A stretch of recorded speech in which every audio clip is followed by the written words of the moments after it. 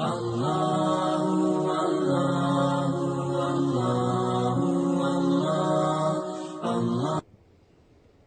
کا مینار، مسجد کا loud speaker, قرآن پاک پہ اعراب لگانا، ہم نے بدعت شریعت سے کس چیز کو سیکھا ہے؟ کیا چیز بدعت ہے؟ پیارے حبیب علیہ الصلوۃ والسلام نے فرمایا کل محدثۃ بدعہ کل بدعۃ ضلالہ، ہر نئی چیز دین اسلام میں بدعت ہے۔ ایسا عمل جس کے کرنے پر آپ ثواب کی امید رکھیں، ایسا عمل جس کے کرنے پر آپ ثواب کی امید رکھیں کہ یہ کام کریں گے تو اجر ملے گا، ثواب ملے گا، اور وہ کام رسول اللہ صلی اللہ علیہ وسلم سے ثابت نہیں، اصحاب مصطفیٰ علیہ الصلوۃ والسلام نے نہیں کیا، وہ عمل بدعت ہے جو رسول اللہ صلی اللہ علیہ وسلم کی شریعت سے ثابت نہیں، اور آپ اس عمل کو باعث اجر و ثواب سمجھتے ہیں۔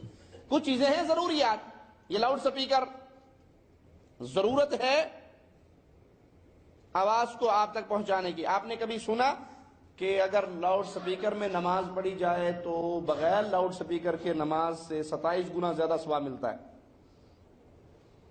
ہوا کبھی ایسا؟ سنا کہیں سے؟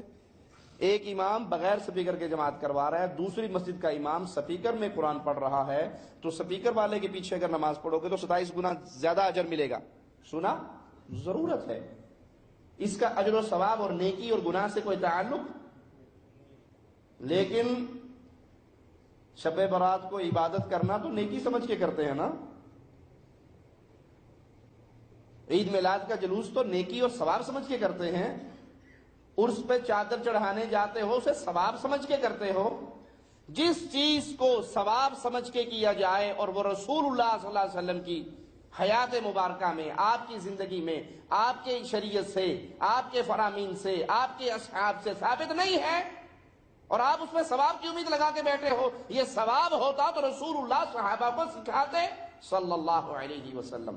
اسی طرح قرآن حکیم پر، چونکہ یہ عربی زبان میں نازل ہوا، جب تک اسلام پھیلا نہیں اس پہ اعراب لگانے کی ضرورت نہیں پڑی، اور جب اسلام پھیل گیا اور غیر عربی لوگ اسلام میں داخل ہونے لگے تو یہ ضرورت ہوئی، وگرنہ کسی عالم نے یہ دعویٰ نہیں کیا۔ ایک شخص جو عربی لغت کو جانتا ہے، عرب ہے، اور وہ بغیر اعراب والے قرآن حکیم سے تلاوت شروع کرے، اور دوسرا جو عجمی ہے وہ اعراب والے قرآن پاک سے تلاوت شروع کرے، کبھی کسی نے دعویٰ کیا کہ اس کا ثواب کم ہوگا اور اس کا زیادہ ہوگا؟ یہ ضرورت ہے، غیر عربوں کو، عجموں کو قرآن پڑھانے کے لیے ضرورت ہے، اس کا اجر و ثواب سے کوئی تعلق نہیں۔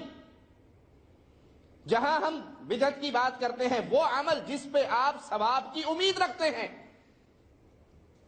جس کو آپ عبادت جانتے ہیں، جس کو جنت میں جانے کا ذریعہ سمجھتے ہیں، اور وہ رسول اللہ صلی اللہ علیہ وسلم سے ثابت نہیں، قرآن و حدیث میں اس کی دلیل نہیں، یہ عمل آپ نے دین میں اضافہ کیا ہے۔